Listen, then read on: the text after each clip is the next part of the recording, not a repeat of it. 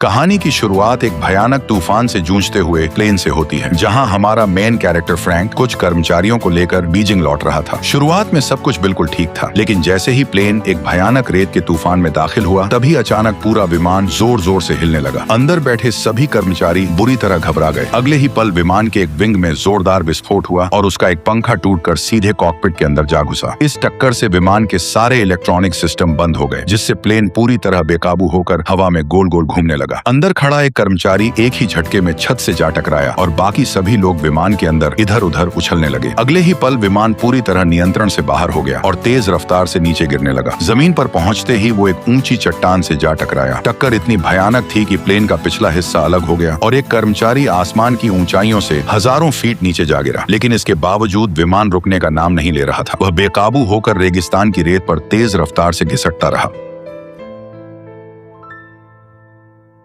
कई घंटों बाद जब सभी को होश आया तो उन्होंने देखा कि आखिरकार विमान रुक चुका है। लेकिन इस भयानक हादसे की वजह से उनके 3 साथी मौके पर ही मारे जा चुके थे और कैप्टन फ्रैंक भी गंभीर रूप से घायल था। बाहर रेत का तूफान अब भी थमने का नाम नहीं ले रहा था। ऐसे में विमान से बाहर निकलना नामुमकिन था। ऊपर से विमान के अंदर ऑक्सीजन भी लगातार कम होती जा रही थी। तभी मजबूर होकर एक साथी ने बिना सोचे समझे खिड़की तोड़ दी। लेकिन अगले ही पल तेज रफ्तार से रेत अंदर भरने लगी। तभी सबको एहसास हुआ कि उनका पूरा विमान रेत के नीचे दब चुका है। कुछ देर बाद तूफानी हवाओं ने रेत हटानी शुरू कर दी और देखते ही देखते पूरा विमान दोबारा नजर आने लगा। बचे हुए सभी लोग डरते डरते प्लेन से बाहर निकले। बाहर आते ही उन्होंने सबसे पहले खाने पीने के सामान की जांच की। तभी उन्हें एक डरावना सच पता चला। उनके पास सिर्फ 1 महीने का राशन और पीने का पानी ही बचा था। कैप्टन ने मैप देखकर सभी को बताया कि उनका विमान चीन के एक ऐसे अनजान रेगिस्तानी इलाके में क्रैश हुआ है, जहाँ दूर दूर तक किसी इंसान का नामो निशान तक नहीं है। सबसे बड़ी परेशानी यह थी कि उनके पास कोई भी रेडियो सिग्नल नहीं बचा था, जिससे वे किसी को अपनी मदद के लिए बुला सकें। इसी बीच एक गंजा आदमी आगे आया और बोला कि वह पैदल चलकर इस रेगिस्तान से बाहर निकल सकता है, क्योंकि वो पहले कई बार ट्रैकिंग कर चुका है। लेकिन तभी रेडी नाम के एक आदमी ने उसे रोक दिया। उसने बताया कि अभी जुलाई का महीना चल रहा है और इस रेगिस्तान में जुलाई साल का सबसे तपता हुआ महीना माना जाता है। उसने समझाया कि अगर कोई यहाँ से एक गिलास पानी पीकर भी निकले तो रास्ते में उसके शरीर से उससे 10 गुना ज्यादा पसीना निकल जाएगा। ये सुनते ही गंजे को भी समझ आ गया कि इस रेगिस्तान को अकेले पार करना लगभग नामुमकिन है। इसके बाद सभी ने मिलकर अपने मारे गए 3 साथियों को रेगिस्तान की रेत में दफना दिया। यह पल हर किसी के लिए बेहद दर्दनाक था, क्योंकि अब उन्हें समझ आ चुका था कि उनकी असली जंग तो अब शुरू होने वाली है। उस रात सभी लोग थक हार कर प्लेन के अंदर ही सो गए। उन्हें उम्मीद थी कि अगले दिन कोई नया रास्ता निकल आएगा। लेकिन आधी रात को जैसे ही डेविस वॉशरूम जाने के लिए प्लेन से बाहर निकला, तभी रेगिस्तान में तेज आंधी चलने लगी। अचानक उसका पैर एक पत्थर से टकराया और उसका संतुलन बिगड़ गया। वह रेत के टीले से फिसलता हुआ सीधे एक गहरी खाई में जा गिरा। धूल भरी आंधी की वजह से उसे कुछ भी दिखाई नहीं दे रहा था। उसने मदद के लिए जोर जोर से आवाज लगानी शुरू कर दी, लेकिन तेज हवाओं ने उसकी हर चीख दबा दी। अगली सुबह जब सभी लोगों की आंख खुली तो पता चला कि डेविस गायब था। ये सुनते ही सभी घबराकर उसे चारों तरफ ढूंढने लगे, लेकिन काफी देर तक तलाश करने के बाद भी उसका कहीं कोई निशान नहीं मिला। दरअसल रात में आए भीषण रेत के तूफान में डेविस जिंदा ही रेत के नीचे दब चुका था। लेकिन इस सच्चाई से पूरी तरह बेखबर उसका सुपरवाइजर जोर जोर से उसका नाम पुकारने लगा। वह तुरंत उसे ढूंढने के लिए बाहर निकलने ही वाला था कि तभी एक और भीषण रेत का तूफान सीधे उनकी तरफ बढ़ने लगा। मजबूरन बाकी लोगों ने उसे पकड़कर वापस विमान के अंदर खींच लिया। तूफान थमने के बाद साथी के गायब होने से पूरे ग्रुप में बेचैनी फैल गई। इसी बीच 2 पैसेंजर्स चुपके से कुछ पानी की बोतलें लेकर रेगिस्तान से निकलने की तैयारी करने लगे। लेकिन तभी कैप्टन ने उन्हें देख लिया। उसने सख्त लहजे में कहा कि यहाँ से कोई भी पानी की एक बूंद भी नहीं ले जाएगा। देखते ही देखते बात इतनी बढ़ गई कि दोनों के बीच हाथापाई शुरू हो गई और इसी धक्का मुक्की में पानी की बोतल लोहे के पाइप से टकराकर फूट गई, जिससे उनका बचा हुआ सारा पानी रेगिस्तान की रेत में बर्बाद हो गया। ये देखकर सभी लोगों का गुस्सा और भड़क उठा। तभी इलियट नाम का एक आदमी आगे आया। उसने किसी तरह सबको शांत कराया और कहा कि उसके पास यहाँ से जिंदा निकलने का एक तरीका है। उसने बताया कि वह पिछले कई दिनों से टूटे हुए प्लेन की बारीकी से जांच कर रहा था। उसका कहना था कि अगर सभी लोग साथ दें तो उसी विमान के मलबे से एक छोटा प्लेन बनाया जा सकता है। ये सुनकर कैप्टन ने हैरानी से पूछा कि उसे प्लेन के बारे में कितनी जानकारी है। एलियट ने पूरे आत्मविश्वास से जवाब दिया कि वह पहले भी कई विमान डिजाइन कर चुका है और इस टूटे हुए विमान से भी एक नया विमान तैयार कर सकता है। उसकी बात सुनते ही सभी के अंदर उम्मीद की एक नई किरण जाग उठी। सभी लोग इलियट का साथ देने के लिए तैयार हो गए, लेकिन कैप्टन अब भी अपनी बात पर अड़ा रहा। उसका कहना था कि बिना जरूरी सामान के इस रेगिस्तान में प्लेन बनाना नामुमकिन है। उसके मुताबिक इससे सिर्फ समय और राशन की बर्बादी होगी। लेकिन अगली सुबह एक नई मुसीबत सामने आ गई। लिडल नाम का उनका एक साथी बिना किसी को बताए अचानक गायब हो चुका था। यह खबर मिलते ही कैली तुरंत उसे ढूंढने के लिए निकलने लगी, लेकिन कैप्टन ने उसे वहीं रोक दिया। वह खुद पानी की एक बोतल लेकर अकेले उसकी तलाश में निकल पड़ा। चलते चलते वह उस जगह पहुंचा जहां जहाँ प्लेन का पिछला हिस्सा चट्टानों से टकराया था, वहीं उसकी नजर उस आदमी की लाश पर पड़ी जो हादसे के वक्त प्लेन से बाहर जा गिरा था। करीब जाकर देखने पर कैप्टन के होश उड़ गए। उस आदमी के शरीर से सारे कपड़े गायब थे और पूरी बॉडी गोलियों के निशानों से भरी हुई थी। तभी लिडल भी वहीं पहुंच गया जिसकी तलाश में कैप्टन यहाँ तक आया था। लिडल ने बताया कि वह अपनी घड़ी लेने वापस आया था। वह घड़ी उसे उसकी गर्लफ्रेंड ने गिफ्ट की थी, लेकिन जब उसने लाश की कलाई देखी तो घड़ी गायब थी। उसी पल उसे समझ आ गया कि इस सुनसान रेगिस्तान में उनके अलावा भी कोई मौजूद है और वह इतना बेरहम है कि उसने एक मरे हुए इंसान पर कई गोलियां चलाई और उसकी घड़ी छीनकर वहां से फरार हो गया। ये सुनकर कैप्टन तुरंत उसे वापस चलने के लिए कहने लगा, लेकिन लिडल ने उससे पूछा कि आखिर वह नया प्लेन बनाने के खिलाफ क्यों है। कैप्टन ने साफ कहा कि वह लोगों को झूठी उम्मीद नहीं देना चाहता है, क्योंकि उसे यकीन था कि वह प्लेन कभी उड़ नहीं पाएगा। इस पर लिडल ने एक ऐसी बात कही जिसने कैप्टन की पूरी सोच बदल दी। उसने कहा, अगर हम किसी को खुशी नहीं दे सकते तो कम से कम उसकी जीने की उम्मीद तो नहीं छीननी चाहिए। लिडल की यह बात सीधे कैप्टन के दिल में उतर गई। आखिरकार उसने भी नया प्लेन बनाने का फैसला कर लिया। जब दोनों वापस कैंप पहुंचे तब कैप्टन ने एलियट से कहा कि अब सभी लोग उसके साथ मिलकर नया प्लेन बनाएंगे। यह सुनकर सबके चेहरों पर फिर से उम्मीद लौट आई। इसके बाद सभी लोग एलियट के इशारों पर टूटे हुए प्लेन के मलबे से नया प्लेन बनाने में जुट गए। लेकिन रेगिस्तान की भीषण गर्मी ने उनका काम और मुश्किल बना दिया। दिन में बाहर काम करना अपनी जान जोखिम में डालने जैसा था, इसलिए उन्होंने फैसला किया कि वे सब लोग दिन में आराम करेंगे और पूरी रात काम करेंगे। इस सब की पूरी जिम्मेदारी कैप्टन ने संभाल ली ताकि हर चीज सही समय पर हो। उन्होंने प्लेन के पास आग जलाई और एक छोटे जनरेटर से रात में रोशनी का इंतजाम कर लिया। लेकिन एक रात वेल्डिंग करते समय कुछ चिंगारियां सीधे फ्यूल के ड्रम पर जा गिरी और तभी अचानक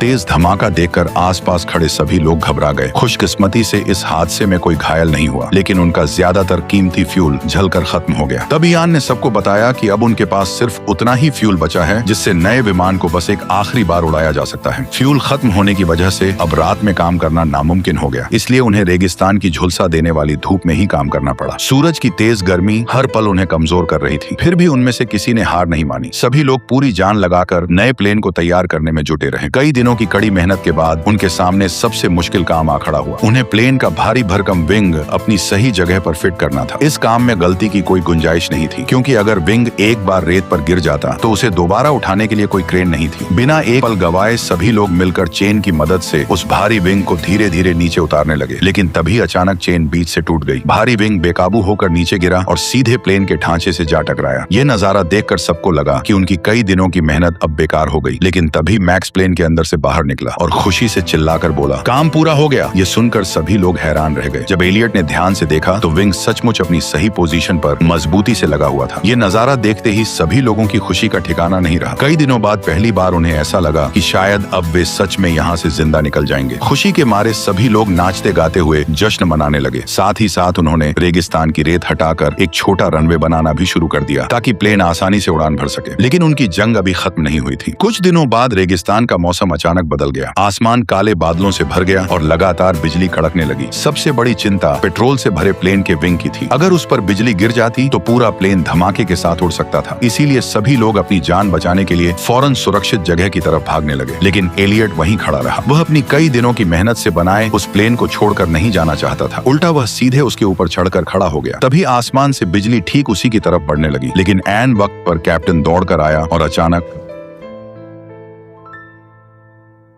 इस तरह कैप्टन ने एलियट की जान बचा ली, क्योंकि वो जानता था अगर एलियट मर गया तो इस प्लेन को पूरा बनाना नामुमकिन हो जाएगा। तूफान गुजरने के बाद सभी ने मिलकर अपने नए प्लेन का नाम फीनिक्स रखा। हालांकि अभी उस पर थोड़ा काम बाकी था। इसी बीच उनका पीने का पानी भी तेजी से खत्म हो रहा था। इसीलिए केली आखिरी उम्मीद लेकर पानी की तलाश में निकल पड़ी। लेकिन कुछ ही दूर जाकर उसे एक ऐसा नजारा दिखा जिसने उसके होश उड़ा दिए। वह बिना एक पल गवाए दौड़ती हुई अपनी टीम के पास लौट आई। रात होते ही कैप्टन अपने दो साथियों के साथ दूरबीन लेकर वहां पहुंचा। तभी उसने देखा कि रेगिस्तान में कुछ दूरी पर कई टेंट लगे हुए हैं। कैप्टन और मार्क ने ध्यान से देखा तो समझ गए कि वे साधारण लोग नहीं हैं। वे खतरनाक लुटेरे हैं जो रेगिस्तान के रास्ते हथियारों की तस्करी करते हैं। कैप्टन ने कहा कि अब पानी का इंतजाम करने का सिर्फ एक ही रास्ता बचा है। उन्हें उन्हीं लुटेरों के पास जाकर मदद मांगनी होगी। लेकिन एलियट ने तुरंत ऐसा करने से मना कर दिया। उसने कहा कि उन लोगों के पास खतरनाक हथियार हैं। अगर कैप्टन के साथ कुछ हो गया तो फीनिक्स को पूरा बनाना नामुमकिन हो जाएगा। फिर भी कैप्टन के कहने पर उसके कुछ साथी लुटेरों की तरफ निकल पड़े। वहीं सुरक्षा के लिए कैप्टन अपने एक साथी के साथ साथ कुछ दूरी पर एक बड़ी चट्टान के पीछे छिप गया ताकि जरूरत पड़ने पर कवर फायर दे सके। उधर जैसे ही उनके साथी पानी मांगने के लिए आगे बढ़े, तभी एक लुटेरे ने बिना उनकी बात सुने ही सीधे उन पर फायरिंग शुरू कर दी, जिससे उनका एक साथी मौके पर ही मारा गया। ये देखते ही कैप्टन और उसके साथी ने भी जवाबी हमला शुरू कर दिया। कुछ ही देर में लगभग सारे लुटेरे वहीं ढेर हो गए। हालांकि एक लुटेरा घायल हालत में वहां से भाग निकला। कैप्टन चाहता तो उसे आसानी से मार सकता था, लेकिन उसने गोली नहीं चलाई क्योंकि वह कातिल नहीं बनना चाहता था। इसी बीच कैप्टन मारे गए लुटेरों की तलाशी लेने लगा। तभी उसकी नजर एक लुटेरे की कलाई पर बंधी घड़ी पर गई। उसने देखा कि यह वही घड़ी थी जो लिडल की गर्लफ्रेंड ने उसे गिफ्ट की थी। अब सबको पूरी सच्चाई समझ आ गई। प्लेन क्रैश के बाद जिस मरे हुए साथी की लाश पर गोलियां चलाई गई थी और जिसकी घड़ी लूट ली गई थी, उसे लूटने वाले कोई और नहीं बल्कि यही लुटेरे थे। इसके बाद वे एक घायल लुटेरे को पकड़कर अपने कैंप में ले आए। ग्रुप के कुछ लोग उसे वहीं मार देना चाहते थे क्योंकि उसके साथियों ने उनके एक दोस्त की जान ले ली थी, लेकिन कैप्टन ने ऐसा करने से साफ इनकार कर दिया। इसी बात को लेकर पूरी टीम के बीच जोरदार बहस छिड़ गई। तभी एलियट ने अचानक बंदूक निकाली और घायल लुटेरे को गोली मार दी। ये देखकर कैप्टन का गुस्सा फूट पड़ा। दोनों के बीच जोरदार बहस शुरू हो गई। एलियट ने सारा दोष कैप्टन पर डाल दिया। उसने कहा कि अगर कैप्टन की गलती न होती तो वे इस रेगिस्तान में कभी नहीं फंसते। उसने यह भी याद दिलाया कि उसने पहले ही लुटेरों के पास जाने से मना किया था, लेकिन कैप्टन ने उसकी एक नहीं सुनी और उसी फैसले की वजह से उनका एक और साथी मारा गया। यह सुनते ही कैप्टन अपना आपा खो बैठा। गुस्से में उसने एलियट के चेहरे पर जोरदार मुक्का जड़ दिया। उस एक मुक्के ने एलियट की ईगो को हर्ट कर दिया। वह गुस्से में सबके सामने साफ साफ बोल दिया कि अब वह फीनिक्स पर 1 मिनट भी काम नहीं करेगा। यह सुनते ही पूरे ग्रुप में खलबली मच गई क्योंकि सभी जानते थे कि अगर एलियट ने साथ छोड़ दिया तो फीनिक्स कभी पूरा नहीं बन पाएगा। आखिरकार सबकी जान बचाने के लिए कैप्टन को उसके सामने झुकना पड़ा। वह खुद एलियट के पास गया और उससे माफी मांगते हुए बोला कि अब से वह उसकी हर बात बिना कोई सवाल किए मानेगा। कैप्टन की बात सुनकर आखिरकार एलियट का गुस्सा शांत हो गया और वह एक बार फिर फीनिक्स को पूरा बनाने में जुट गया। लेकिन काम शुरू होते ही लुटेरे एक बार फिर वहां आ पहुंचे। इस बार उन्होंने हमला करने की बजाय इंतजार करना बेहतर समझा। उन्हें मालूम था कि अब कैप्टन की टीम के पास उन्हीं की बंदूकें थीं, इसलिए उन्होंने सोचा कि जैसे ही इन लोगों का राशन और पानी खत्म होगा, पूरी टीम खुद ब खुद कमजोर पड़ जाएगी और तब उन पर हमला करना बहुत आसान हो जाएगा। उधर बढ़ते खतरे को देखकर टीम ने फीनिक्स को तैयार करने की रफ्तार और बढ़ा दी। आखिरकार कई दिनों की जी तोड़ मेहनत के बाद फीनिक्स पूरी तरह तैयार हो गया। लेकिन तभी कैप्टन के हाथ एक पुरानी मैगजीन लगी। उसमें छोटे छोटे प्लेन के कई मॉडल छपे हुए थे। उन्हें देखते ही कैप्टन के होश उड़ गए क्योंकि फीनिक्स का डिजाइन उन्हीं मॉडल्स से मिलता जुलता था। अगले ही पल एलियट का सबसे बड़ा राज सबके सामने आ गया। शुरुआत में वह जिन प्लेन की बात कर रहा था वे असली नहीं बल्कि बच्चों के उड़ने वाले मॉडल प्लेन थे। एलियट पूरी जिंदगी सिर्फ रिमोट कंट्रोल मॉडल प्लेन ही डिजाइन करता आया था। उसने आज तक कभी कोई असली उड़ने वाला प्लेन बनाया ही नहीं था। ये सच सामने आते ही सबका गुस्सा फूट पड़ा। यान नाम का एक साथी तो गुस्से में सीधे एलियट के माथे पर बंदूक तान कर खड़ा हो गया। वह चिल्लाकर बोला कि एलियट इतने दिनों से सबकी जिंदगी के साथ खेल कर रहा था। उसके मुताबिक ये कबाड़ जैसा प्लेन कभी उड़ ही नहीं सकता है। लेकिन एलियट के चेहरे पर जरा भी डर नहीं था। उसे अपने डिजाइन पर पूरा भरोसा था। वो फुल कॉन्फिडेंस के साथ बोला कि उसका बनाया हुआ प्लेन जरूर उड़ेगा। तभी कैप्टन ने बीच में आकर समय रहते यान को गोली चलाने से रोक दिया। उसी वक्त रेगिस्तान में फिर से तेज आंधी चलने लगी। हवा का दबाव इतना बढ़ गया कि फीनिक्स अपने आप हल्का हल्का ऊपर उठने लगा। ये देखकर सबको यकीन हो गया कि एलियट का डिजाइन सचमुच काम कर सकता है। लेकिन अगले ही पल आंधी और भी भयानक हो गई। देखते ही देखते पूरा फीनिक्स रेत के नीचे दब गया। मौसम शांत होने पर सबने रेत में दफन अपना प्लेन देखा और उनकी सारी खुशी एक बार फिर मायूसी में बदल गई। रेत में दबा फीनिक्स देखकर सबको लगने लगा कि उनकी सारी मेहनत बेकार हो चुकी है। अब शायद वे फीनिक्स को कभी भी रेत से बाहर नहीं निकाल पाएंगे। लेकिन तभी कैप्टन आगे आया। उसने कहा कि उन्होंने अपना खून पसीना बहाकर फीनिक्स बनाया है और अब वे इसे हर हाल में उड़ाकर ही यहाँ से निकलेंगे। कैप्टन ने सबको याद दिलाया कि उनका परिवार बेसब्री से उनका इंतजार कर रहा है और वे अपने साथियों की कुर्बानी को यूं ही बेकार नहीं जाने देंगे। कैप्टन की बातों ने पूरी टीम में फिर से जान डाल दी। सभी लोग पूरी ताकत से जुट गए। उन्होंने कुछ ही मिनटों में मिलकर फीनिक्स को रेत से बाहर निकाल लिया और धकेल कर रनवे तक ले आए। सब कुछ तैयार होने के बाद कैप्टन पहली बार फीनिक्स का इंजन स्टार्ट करने पहुंचा। सभी लोग बेसब्री से उसके चालू होने का इंतजार कर रहे थे। लेकिन तभी इंजन के अंदर एक छोटा सा धमाका हुआ। उसकी तेज आवाज दूर बैठे लुटेरों तक भी पहुंच गई और अगले ही पल फीनिक्स का इंजन फिर बंद हो गया। ये देखकर सबकी सांसें थम गईं। लेकिन कैप्टन ने हार नहीं मानी। उसने दोबारा इंजन स्टार्ट करने की कोशिश की, मगर हर बार इंजन कुछ सेकंड चलता और फिर बंद हो जाता। ये देखकर एलियट समेत सभी लोगों की उम्मीद टूटने लगी। उन्हें लगने लगा कि शायद उनका आखिरी मौका भी खत्म हो गया है। लेकिन कैप्टन ने एक आखिरी कोशिश की और इस बार फीनिक्स का इंजन जोरदार गूंज के साथ पूरी तरह स्टार्ट हो गया। ये देखते ही सभी खुशी से झूम उठे। इंजन की गूंज दूर बैठे लुटेरों तक भी पहुंच गई। वे तुरंत घोड़ों पर सवार हुए और बंदूकें लेकर फीनिक्स की तरफ दौड़ पड़े। इधर सभी लोग फौरन प्लेन पर चढ़ गए और उसके विंग्स को कसकर पकड़ लिया। दरअसल एलियट ने फीनिक्स को एक अलग ही तरीके से डिजाइन किया था। उसमें अंदर बैठने की कोई जगह नहीं थी। उन्होंने टूटे हुए बड़े विमान के हिस्सों से सिर्फ उड़ने लायक हल्का ढांचा ढांचा तैयार किया था ताकि बहुत कम फ्यूल में भी वह इस रेगिस्तान से बाहर निकल सके। फीनिक्स रनवे पर पूरी रफ्तार से दौड़ने लगा। उधर पीछे से लुटेरे लगातार गोलियां बरसा रहे थे। इसी फायरिंग के बीच प्लेन के एक विंग में खराबी आ गई। ये देखते ही एलियट बिना देर किए पीछे की तरफ पहुंच गया। उसने अपनी जान जोखिम में डालकर उड़ते प्लेन में ही उस खराबी को ठीक करना शुरू कर दिया। तभी रनवे भी खत्म हो गया और फीनिक्स सीधे एक गहरी घाटी की ओर बढ़ने लगा। उनके पास रुकने का कोई रास्ता नहीं था क्योंकि पीछे लुटेरे लगे हुए थे। अगले ही पल प्लेन सीधे घाटी में जा गिरा। ये देखकर पीछा कर रहे लुटेरे वहीं रुक गए। उन्हें पूरा यकीन हो गया कि फीनिक्स अब खत्म हो चुका है। लेकिन अगले ही पल